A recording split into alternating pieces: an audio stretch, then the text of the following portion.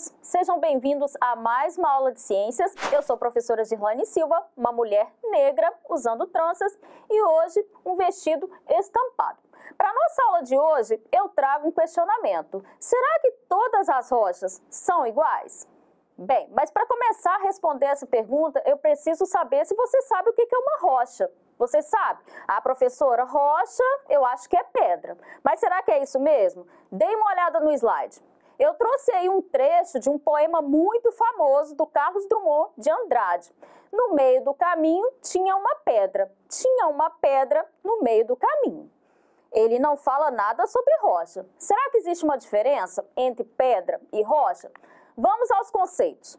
Pedras são pedaços de qualquer substância sólida e dura, como uma pedra de sabão, de gelo ou de cimento. Já a rocha é um material sólido formado por um ou mais minerais. E, professor, o que são minerais? São substâncias cristalinas encontradas, na grande maioria das vezes, nas rochas, pois isolados são raros na superfície da Terra. E aí a gente tem alguns exemplos que daqui a pouco eu mostro para vocês.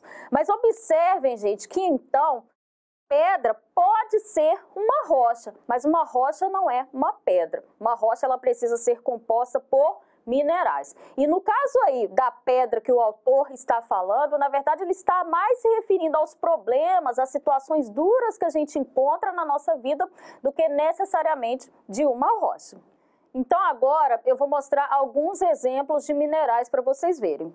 Eu trouxe aqui a raulita, vejam como ela é tão bonita, né? E geralmente, gente, esses minerais, eles não são encontrados isolados, né, no planeta. Geralmente, eles estão formando rochas.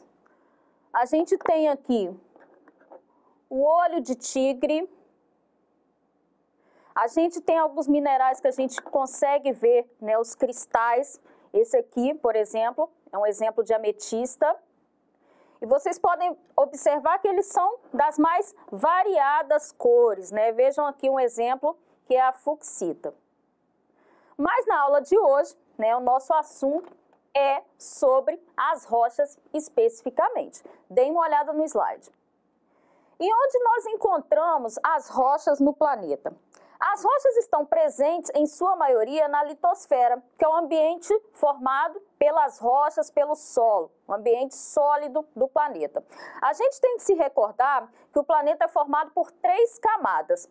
A crosta terrestre, que é a superfície mais externa, uma parte intermediária, que é o manto, e uma parte mais interna, que é o núcleo, né? Então, além de formar a crosta terrestre, as rochas também podem ser encontradas na parte superior do manto. E aí, nesse caso, devido às altas temperaturas, ela vai estar, né, numa consistência pastosa. Então, como vocês puderam ver, as rochas elas se encontram, né, em vários ambientes, em muitos ambientes do nosso planeta, inclusive o nosso planeta é conhecido como um planeta rochoso, né? Então, por que falar de rocha? Para que existe tanta rocha? Qual é a importância delas? Deem uma olhada no slide. As rochas elas são extremamente importantes e eu vou enumerar alguns dos aspectos importantes sobre elas.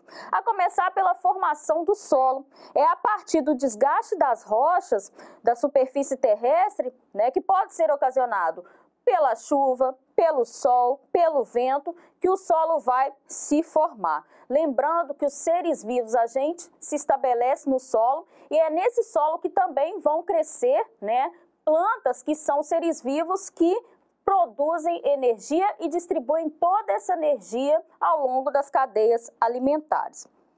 Outra importância é na construção civil. As rochas elas são muito utilizadas para a construção de casas, para a ornamentação, construção de pias e se tornando assim uma importância econômica.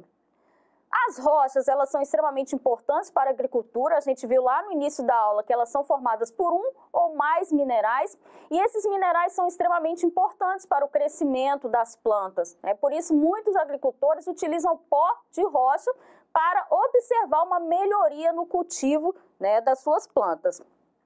E ela também vai ser importante para a ciência, fornecendo vestígios, né, para estudos, né, da história geológica e da vida no nosso planeta, como a gente vai ver a seguir. Bem, então só por essas imagens, gente, vocês já conseguiram perceber que as rochas, elas não são todas iguais, né? Na verdade, elas vão ser diferentes e muito dessa diferença vai estar relacionada à forma como essa rocha é formada. Para a formação de cada tipo de rocha é necessário um processo geológico distinto, bem como condições de temperatura e pressão específicas. Dentre esses processos geológicos, podemos citar o tectonismo, o intemperismo e a erosão. Deem uma olhada aqui no globo comigo, né? Muito embora o nosso planeta ele seja rochoso, a crosta terrestre ela não é contínua, né? Ela vai ser formada por grandes placas rochosas. E abaixo dessa placa a gente já viu que a gente tem uma outra camada que é o manto. Esse manto ele apresenta um movimento que a gente chama de movimento de convecção. Então muitas vezes com o movimento desse manto, essas placas acabam, né, se afastando. E esse manto, que é composto pelo magma, pode extravasar. E aí, no momento que ele extravasa e entra em contato com temperaturas menores do que as temperaturas mais no interior da Terra, ela pode se solidificar, dando origem a novas rochas. Outros fatores, né, que vão influenciar na formação de uma rocha são o intemperismo e a erosão. O intemperismo, ele resulta da ação de transformações físicas, químicas e biológicas sobre as rochas, né? E aí a gente tem exemplos de fatores que causam esse intemperismo, como o vento, a água, a temperatura, né? E a gente pode ter também a ação antrópica. Sim, gente, o homem é capaz, né, de modificar as paisagens e levar ao desgaste das rochas. Nesse caso, quando a gente tem o desgaste, esses fragmentos de rochas podem ser carreados pela água, né, principalmente, e se depositar em depressões, que são as partes mais baixas, né? E esse processo é o processo de erosão. Esses fragmentos vão se depositando e podem, então, dar origem a novas rochas. E de acordo com a origem dessas rochas, elas serão classificadas como magmáticas, sedimentares ou metamórficas. Vamos começar falando sobre as rochas magmáticas. Elas também são conhecidas como rochas ígneas e são formadas a partir da lava proveniente de erupções de vulcões que esfria e se torna sólida ou a partir do magma dentro da crosta terrestre. Então, observem aí na primeira figura que a gente tem, né, as placas tectônicas e devido a movimentos do manto, essas placas podem se separar o suficiente para que o magma venha à tona, né? E aí a gente tem aí uma erupção vulcânica.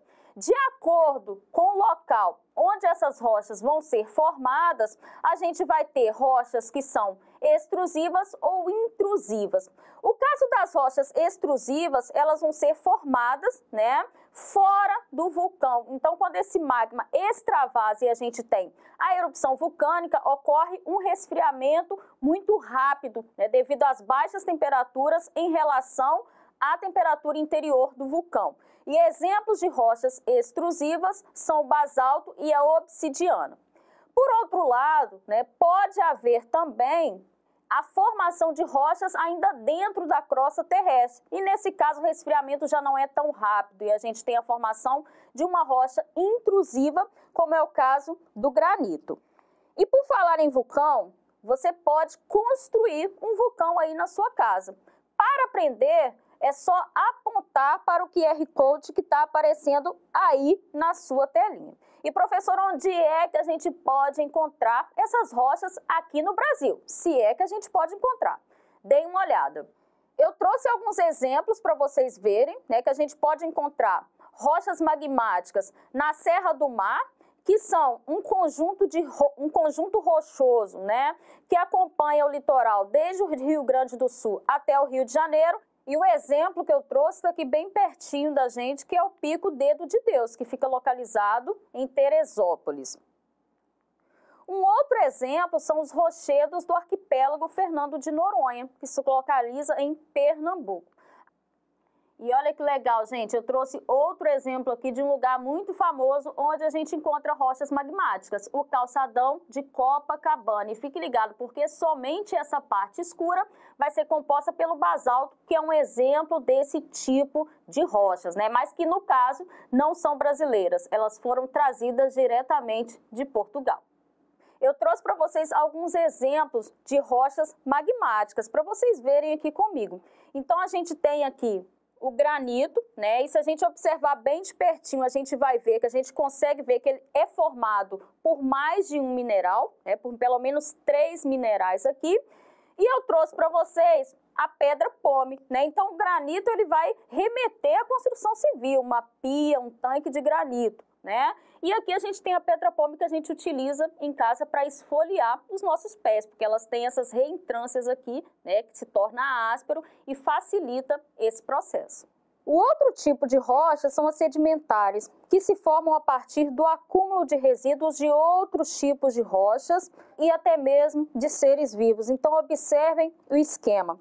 Então, a gente tem fatores, né, de intemperismo que desgastam essas rochas, gerando fragmentos que acabam sendo levados, então, em processo de erosão e se depositando, né, em mares e depressões de terrenos. E aí, o peso das camadas de cima comprime as de baixo e a água transforma os minerais. E assim se formam as rochas sedimentares. Um processo que leva milhares ou até milhões de anos para acontecer e continua ocorrendo enquanto a rocha existir. E são nessas rochas, gente, que os fósseis serão encontrados. Por isso que a gente falou do valor das rochas para a ciência, né? Notem que além dos fragmentos de rochas, a gente também vai estar depositando, né, fragmentos, seres vivos. E esses seres vivos, né, abaixo dessas camadas que vão se depositando ali, acaba criando condições especiais de pressão e temperatura que preservam essas espécimes. E aí a gente tem, então, os fósseis que a gente encontra depois de milhares de anos, contando então a história da vida do nosso planeta.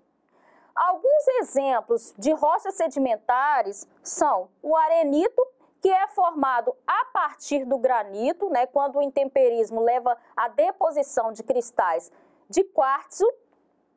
Quando o intemperismo leva à deposição de um cristal de outro tipo de mineral, que é o feldspato, a gente vai estar formando um outro tipo de rocha sedimentar, que é o argilito. E eu trouxe também um exemplo aí para vocês do calcário, que é formado a partir da deposição de sais de cálcios em ambientes marinhos. Então, olha só, eu trouxe um exemplo de rocha sedimentar aqui para vocês conhecerem, que é a apatita. Veja como ela é bonita, né? Ela tem aqui tons esverdeados. Conseguem ver? Já conheciam essa rocha? Bem, professora, agora a dúvida de sempre. A gente pode encontrar rochas sedimentares aqui no nosso país? Claro que sim. Deem uma olhada no slide. Eu trouxe aí 2 exemplos para vocês. O primeiro é uma das principais atrações turísticas, né, do Parque Nacional da Chapada Diamantina, que é o Morro do Painácio, localizado na Bahia, e os depósitos de arenito que se localizam no Parque Estadual de Vila Velha, no estado do Paraná, formando aí essas paisagens pitorescas. Muito legal, não é mesmo, pessoal? Agora vamos falar, né, do outro tipo de rocha, que são as rochas metamórficas. Essas rochas, elas surgem a partir de outros tipos de rochas, né? Só que neste caso, essas rochas não precisam se decompor durante o processo. Então, elas sofrem, na verdade, né, um processo chamado de metamorfismo. E aí a gente tem exemplos, o gneiss, que é formado a partir do granito, a ardósia, né, que é originado da argila, e o mármore. Observe no esquema que a gente tem principalmente condições como aumento de pressão e aumento da temperatura, que são diferentes, né, da formação da rocha inicial, que levam então à deformação daquele material rochoso e substituição dos minerais e assim a formação de uma nova rocha. Qualquer rocha, gente, seja sedimentar, magmática ou metamórfica, ela pode passar por esse tipo de transformação se ela estiver sujeita a esse tipo de condição. E aí eu trouxe o exemplo de rocha metamórfica para vocês conhecerem, que é o mármore, né? Quem aí nunca ouviu falar em mármore? Gente, ele vai estar presente nos pisos, nas pias das nossas casas. Agora, professora, a perguntinha que eu preciso saber, eu encontro esse tipo de rocha aqui no Brasil? Claro que sim, gente, dá uma olhada no slide. Eu trouxe aí o exemplo desse lavabo encontrado aí numa catedral em Belo Horizonte, mas esse tipo de rocha, ele é extremamente importante, né, para a confecção de artesanatos na cidade de Ouro Preto, que é a famosa Pedra Sabão. E você sabia que um dos cartões postais mais visitados do mundo é formado por uma rocha metamórfica? Você sabe dizer qual é? É o Pão de Açúcar, gente, bem pertinho aqui da gente. É um dos lugares mais visitados do mundo. Olhem a beleza desse lugar. E cata essa dica. Você sabia que você pode visitar o Morro Pão de Açúcar com a sua escola? Conheça o projeto Educa Bondinho, apontando para o QR Code que está aparecendo aí na sua telinha. A gente viu que as rochas, elas não são todas iguais, que a gente tem tipos diferentes de rochas, né, e que elas são dinâmicas. Como assim, professora? Essas rochas, né, elas parecem estar ali sem que nada aconteça, mas a gente viu que elas sofrem inúmeras transformações, podendo inclusive transformarem-se uma nas outras, desde que haja condições geológicas para isso. Isso vai ser extremamente importante e vai compor o que a gente chama de ciclo das rochas, que é extremamente importante, né, para promover transformações e a renovação da litosfera aqui no nosso planeta. Então, eu espero que vocês tenham gostado da aula de hoje e eu já vou ficando por aqui. Até a próxima!